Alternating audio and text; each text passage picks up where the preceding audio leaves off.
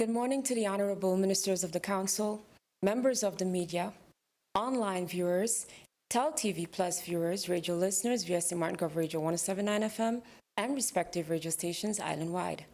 I'm Charity Duncan, and welcome to the Live Council Ministers Press Briefing for today, Wednesday, September 6, 2023. At this time, I'd like to invite the Honorable Prime Minister and Minister of General Affairs, Sylvia Jacobs, to address you.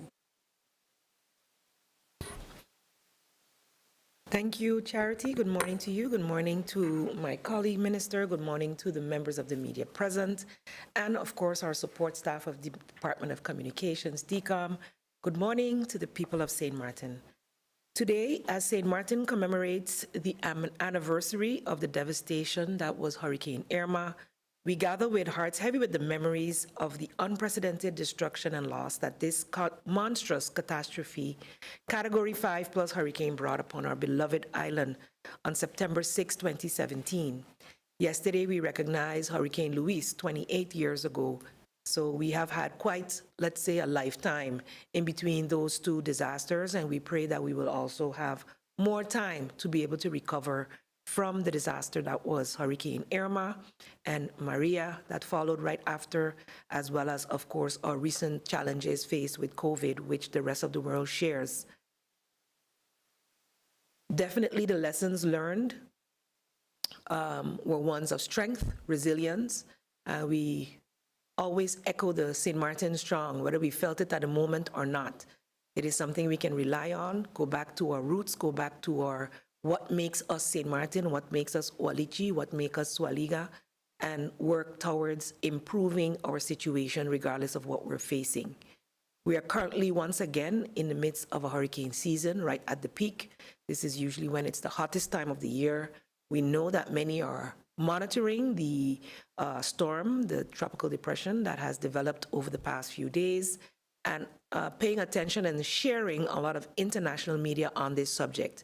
I would like to remind the people that our meteorological office is constantly monitoring anything within our region or that would impact our region. And with our radar working, we have up-to-the-minute data that they receive. While it is not visible to our community as yet, the meteorological department is functioning with up-to-date information. So even if you are following, international media, they're focused on their areas. They're not necessarily focused on our areas. So please ensure that despite everything else you're following, that you look at how it is impacting St. Martin from our local broadcasts. There are people who can join the WhatsApp group. You can go on government website as well and join that WhatsApp group to get the bulletins directly to your phone. But at all times, you can go to the Department of Communications, our website, stmartingov.org, for up-to-date information. Also, we know from June that the hurricane season started. In fact, from May, we were experiencing some tropical weather. So ensure that you are prepared, that you do not go and, let's say, panic buy based on stuff that you're hearing. While listening and looking at our forecast, we see that we can expect to maybe get the outer brush of it as it is turning more north, appearing to, but of course, weather is changeable. We can go to sleep with one situation and wake up with another. So always stay vigilant. We have our updates that will continue to be put out on a regular basis.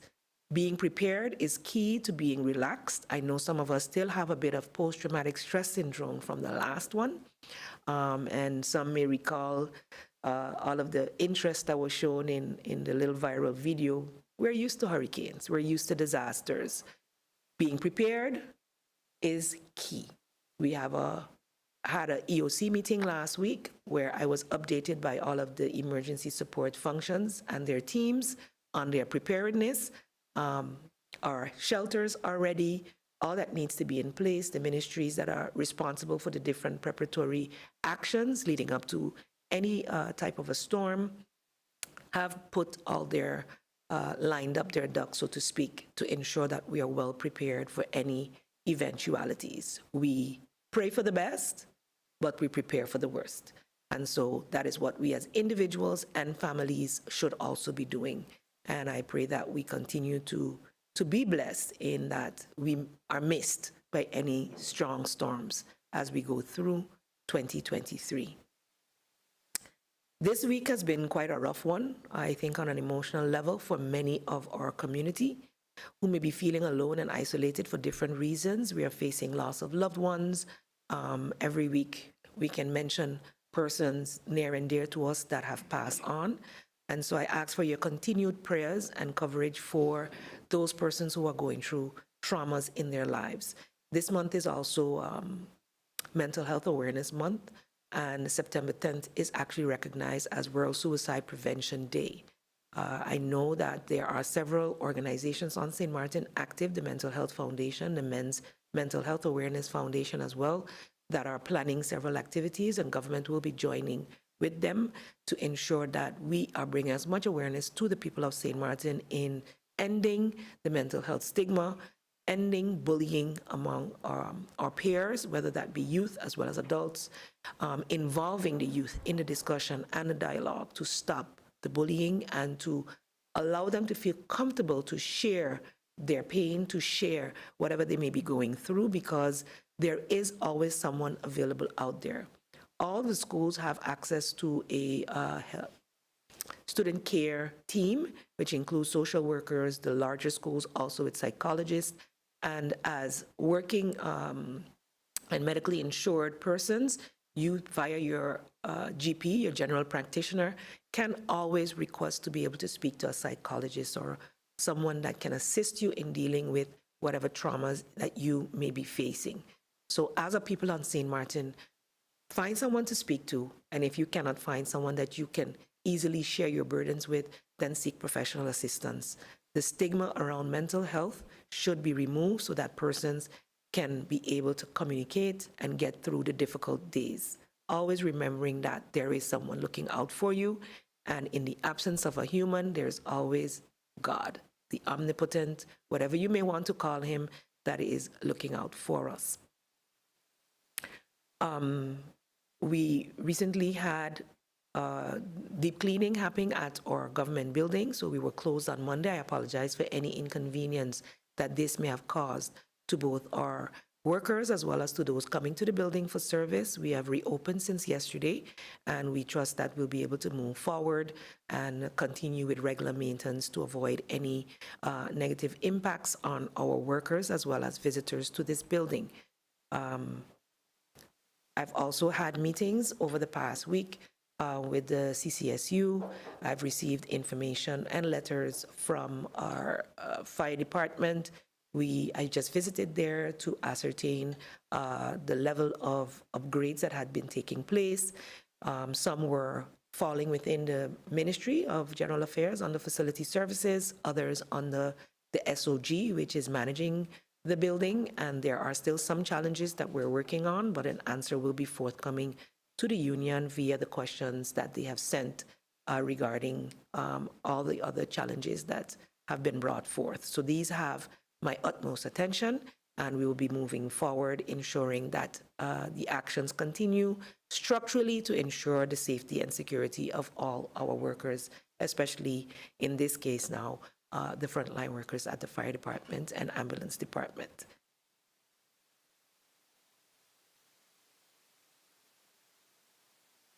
That will be all for now, Charity. Okay. Thank you, Prime Minister, for your opening remarks.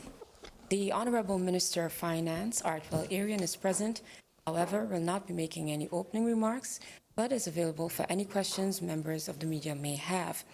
If you've just joined us, you're watching the live Council Minister's press briefing for today, Wednesday, September 6, 2023.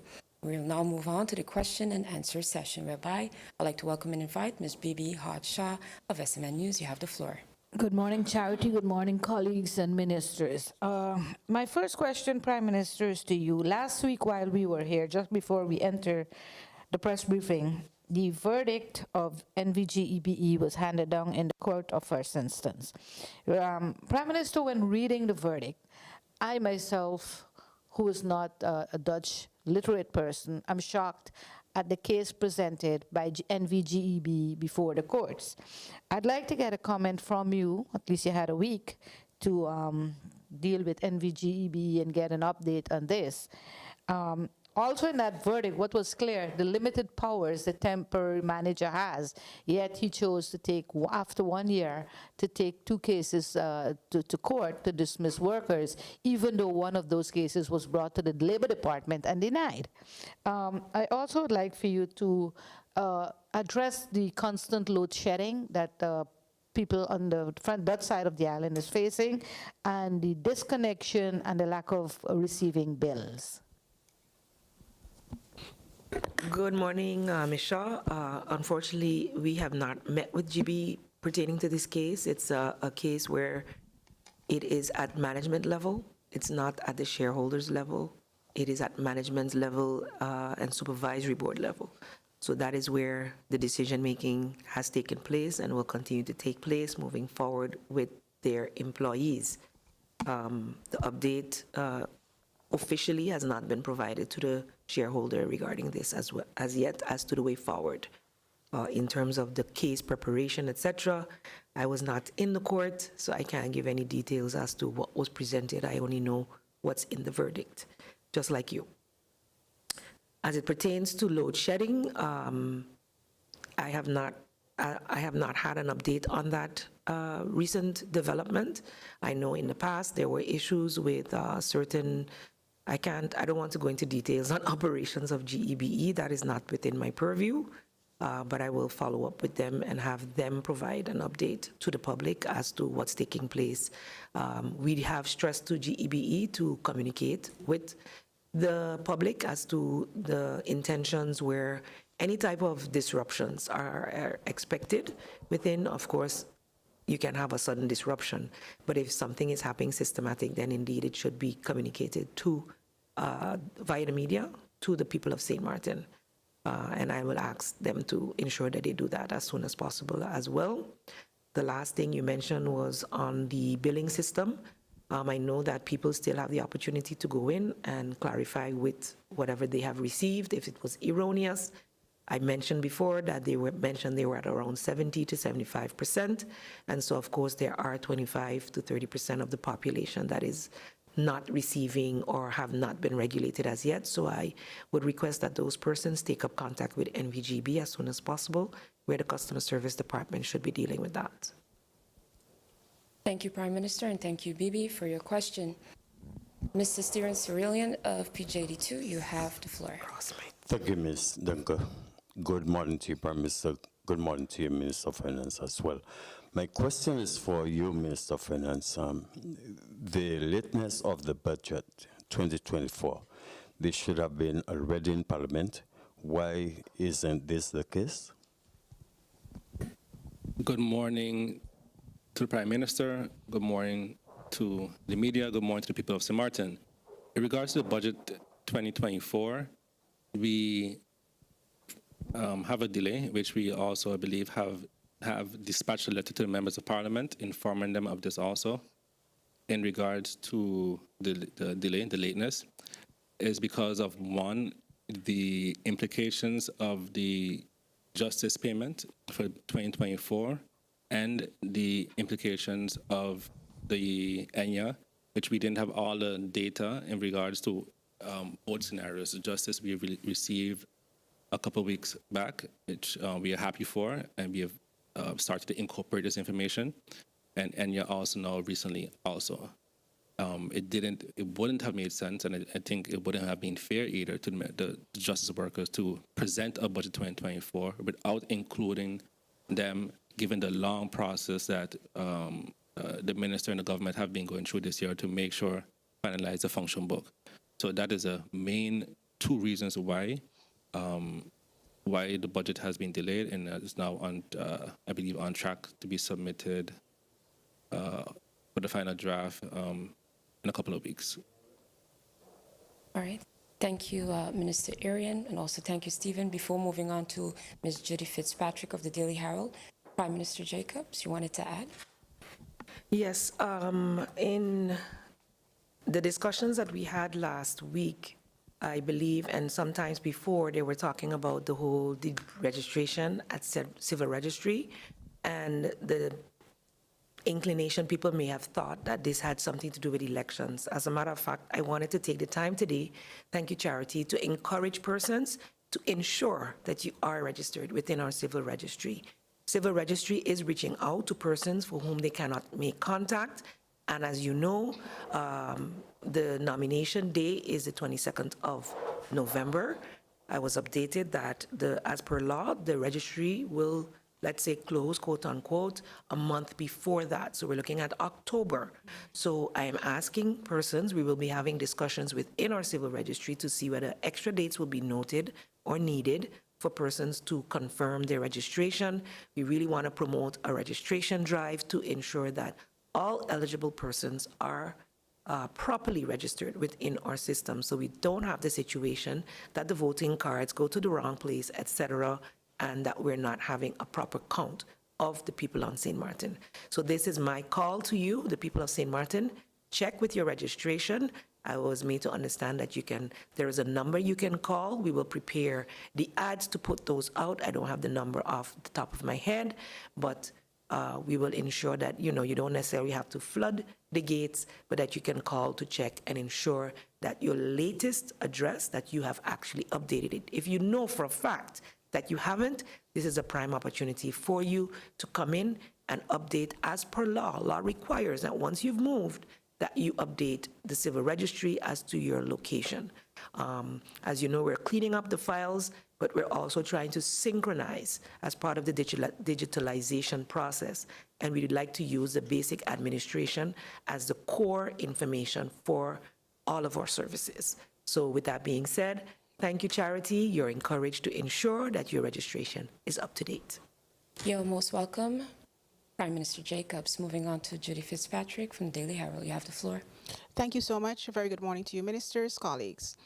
Prime Minister, the URSM, in a recent release, has indicated that government should reconsider holding elections on a Thursday as opposed to the usual Friday. Well, they would like for it to be held. Their recommendation is that it be held a regular Friday. And some of the arguments that they've given for this is that whether schools would be ready, given that elections are going to be held on Friday, whether schools would be, on Thursday, my apologies, whether schools would be ready for Friday.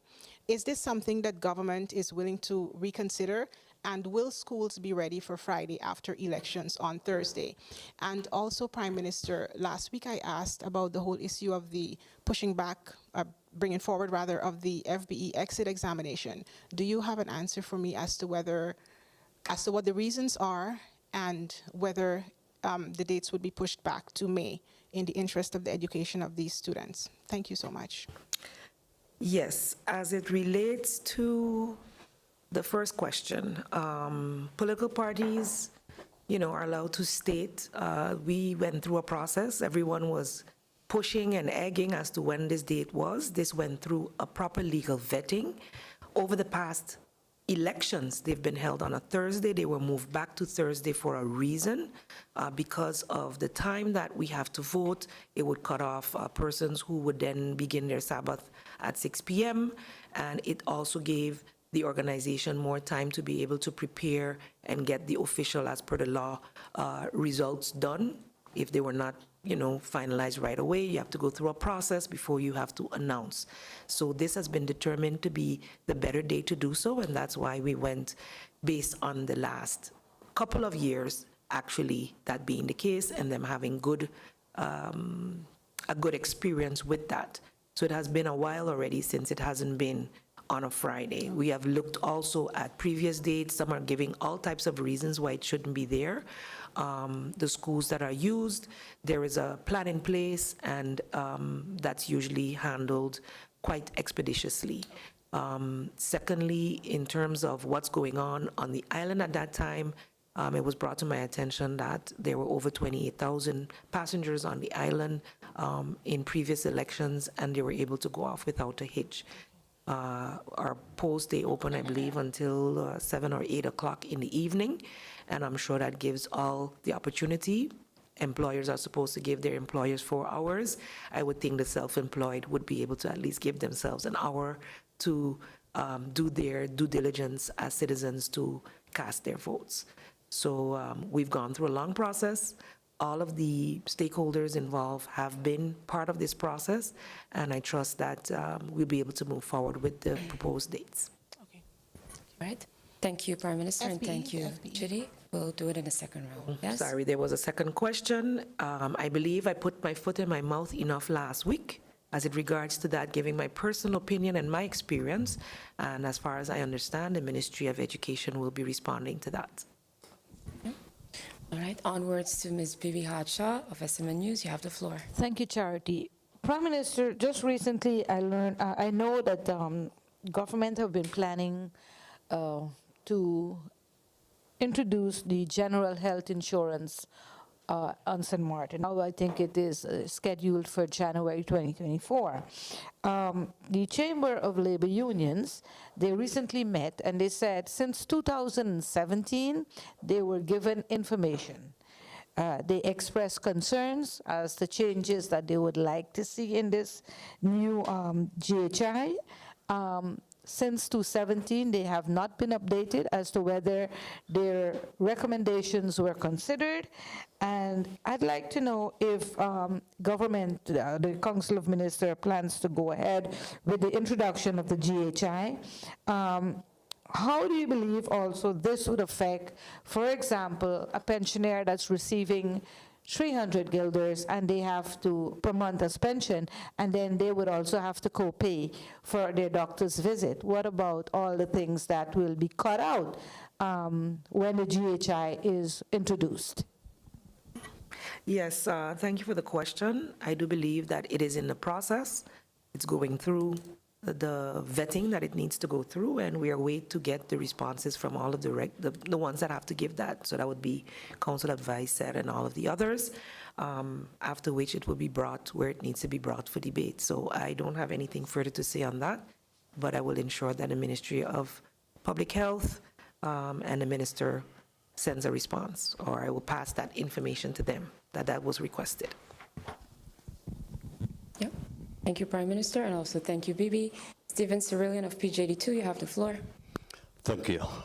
Prime Minister, the VVD party in the Netherlands is putting on the agenda, election agenda, that is independence for the Caribbean countries. I'm sure you have taken note of that. Help me to peel a layer of this onion. Where do you, as Prime Minister, stand as it pertains to independence for St. Martin? This is a very interesting question. The VVD party, as we know, over the years, the Kingdom Relations Committee was, let's say, the loudest speakers were those types of persons. And I see with the next election, we'll probably be seeing a resurgence of that. It's a reality we face within the kingdom. Our laws allow for Aruba. And I believe what I was updated was that at some point in the past, that there was a commitment by Curaçao and St. Martin to also align themselves post-1010 with the same changes, but of course, it requires a charter change. Kingdom Conference, as you saw in the media, and as I saw in the media, is being looked at for next year, 2024. These are the types of discussions that I believe belong at the Kingdom level. As it pertains to St. Martin and where we want to go, that will be up to the people of St. Martin. How I feel about it personally bears no weight at this moment. We are part of a kingdom. We've sworn on to be a part of a kingdom. And yes, I've heard many politicians talk about referendums regarding what do the people want now. But I know for sure my experience over the past 3.5 years have shown that a vast majority of the ones that pay attention and respond in any case were very intent when we had our discussions with the Dutch and being reliant upon the Dutch for aid, etc. But today we're in a different situation. We are having discussions with the Dutch as kingdom partners related to loans, but we're also having discussions related to what comes after the discussion and the apology on slavery. So we're in a different place, and we need to be cognizant of where we're going from here. St. Martin, for me, for the past 3 years, the goal has been to gain the financial independence, for us to be stand on our own 2 feet, that we're carrying our own budget. Currently, we are receiving assistance via the TWO for reforms which we have agreed to, and we have loans. But we are, this year, correct, Minister, having a balanced budget, and we're aiming to continue with that. Once we can prove that we can take care of ourselves like we've done in the past, we then also have to prepare for disasters. We have to build up a disaster fund and all these kinds of things. And we could talk about and plan for an independence down the road, but we definitely need to do the work today to be able to gain the trust of the public to be able to manage our own affairs. Thank you, Prime Minister. Minister Irian. Yes, in regard to the question brought forward by Mrs. Cirillion, I believe you mentioned that the VVD party has put independence for the islands on their manifesto or election proposal. But I think it's either a mistake or something that they forgot to put independence without putting reparations. So I'm looking forward for an update to them on their manifesto election campaign, that they include at the very least reparations linked to independence. And then I think for me that'll be a great step forward. Thank you, Minister of Finance. Ms. Judy Fitzpatrick of the Daily Herald, you have the floor. Thank you so much, Minister of Finance. I'll stay with you. We're now in September, which is about 3 months away from the end of the year. And I know you've been working quite fervently on the sticker system. Can you say whether a definitive decision has been taken on whether we will be using stickers and plates? And if it is plates, have they been ordered, to avoid the lengthy delays that we've seen in the past? And can you also update us on whether, what stage are you at in terms of coming with an agreement on Airbnb? And have we started to collect taxes from these private home rentals? And if not, when? Thank you so much. Yes, thank you for the questions. In regard to the stickers, I'm supposed to get a formal update from the team, but the prelim update is that we are going with the stickers. Okay. Actually, probably today, a press release should be going out, inviting the public also to take part in a sort of a public pilot project, so one that you were in, but now a broader scale. Meetings have been held with the receivers and the police in regarding to having input in how we plan to roll this out, but also planning for next year already. So yes, we are continuing with that process. And like I mentioned, the pilot project should be happening very soon. A press release will be going out probably right before the end of this week. And I look forward to that. Obviously, with any innovation comes challenges. So we are trying our best to anticipate what type of challenges we can have, and trying to put things in place ready to counter them. So we are really working diligently on that, because we believe, we've heard all the complaints over the years. I believe when I first came in as minister, as one of the first things he brought out as a question to me in regarding to the amount of money we spend every year, but also the pollution when it comes to plates. So I believe that we're taking the right steps, and in a couple of weeks we'll have a better update. But the pilot project will be coming out soon. I believe it's about 500 individuals in the public could apply, and all of the government vehicles. And the second question, sorry. Airbnb. So we met Airbnb actually, I believe, in July. I don't know if a press release went out, but it was supposed to go out. We met Airbnb in July. We also indicated to them that we've been trying to meet and finalize our process. Airbnb has also changed their policy. So initially, Airbnb's policy was that they would not share the data of their clients, basically, and that they would then pay out on a quarterly basis to the relevant governments. And I used to hear that other Caribbean islands are benefiting from this, but in particular Aruba, and then they formally indicated, no, that is also not happening on any of the Dutch Caribbean islands. But now they have changed their policy in regards to, they are now willing to, actually they want to give all information to the government, and then let the government then target their clients. I did have pushback towards that because I said that no, for 5 years, even before I was here, we wanted that process, but it was always a no. And I believe that we need a transition period of you paying us on a quarterly basis what you receive now, the 5%, while we work on, and they're still willing to give us that data in regards to who all has Airbnbs. And we, together with them, will work on legislation for the vacation rental policy, including VRBO. So we are looking to have everybody on board, but they have indicated with their lawyers and our fiscal affairs department that we look at a holistic legislation for vacation rentals, period. And one of their main concerns were that we don't just target Airbnb, and that the others in the market then are allowed. Because obviously, if we target Airbnb, then the clients don't go to the other systems, and which is very relevant because Booking.com, VRBO, Expedia, all of these companies now have a vacation rental portion to their business, and which is increasing. So I did understand that part also. So that's also something that we said. By the end of the year, if you don't have some type of commitment, at least at a very MOU, then we would begin targeting and looking at legislation to then, I say, ban others who don't commit to coming on board with the MOU and legislation. And we all agreed. And there was a few other islands there also. So it was St. Martin, Anguilla, Aruba, a few other islands also.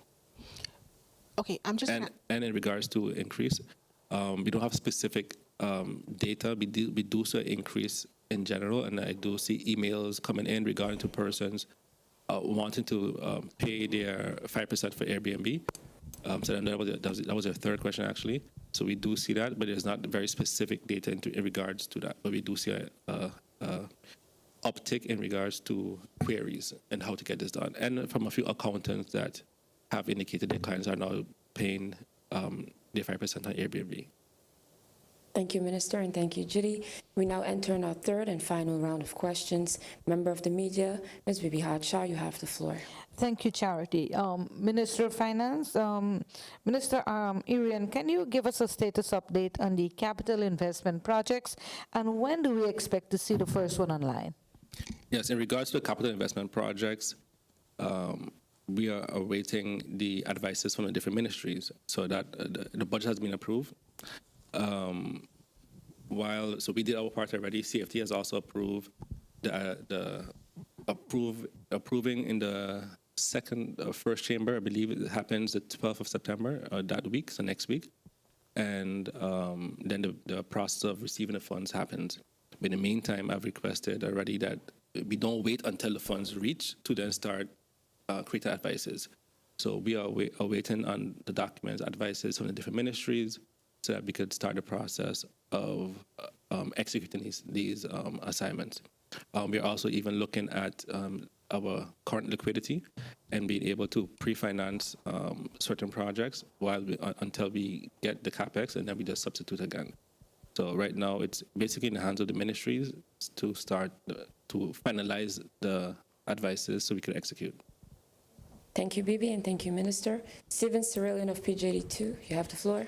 Thank you. I have a clarification for the Minister of Finance before I ask my actual question. Mr. Earlier on, you spoke of the end-year situation. Where does that sit within the amended budget? Maybe you can provide some more information on that for us. And my question is for the Prime Minister. I'm happy you made mention of reparations and what have you, Prime Minister. August 15th is long gone.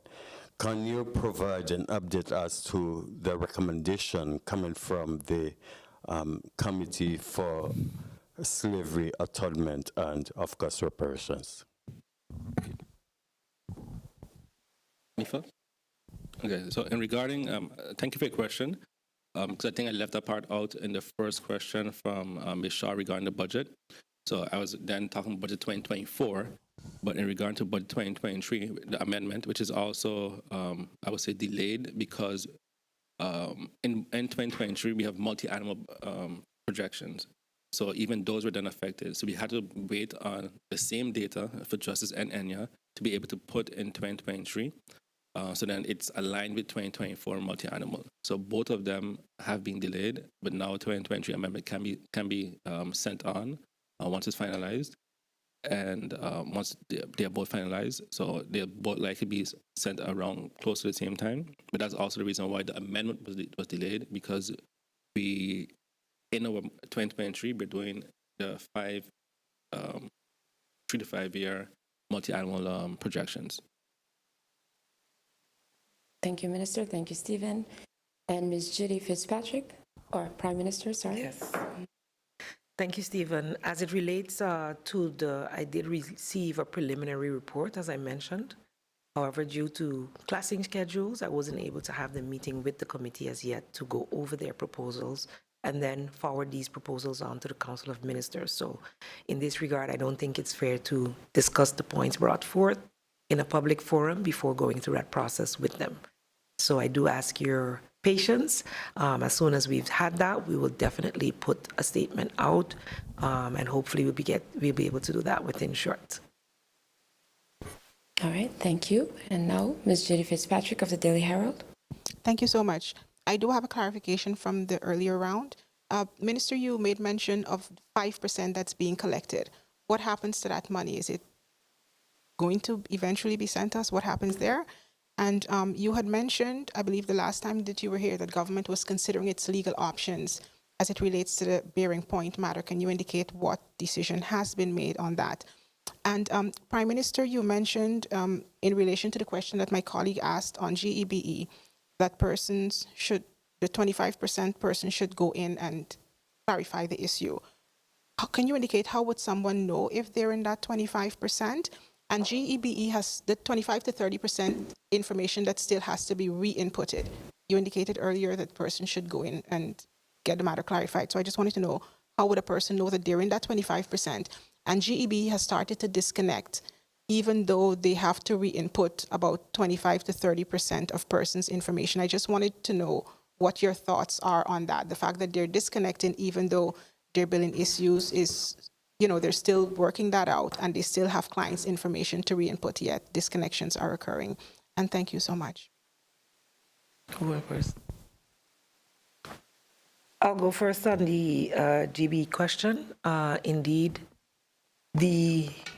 when I say contact, make contact, I believe they have emails, they have other means, but also phone numbers to be able to make an appointment to have your situation rectified. That is for persons who, up to this date, may have not received any bills.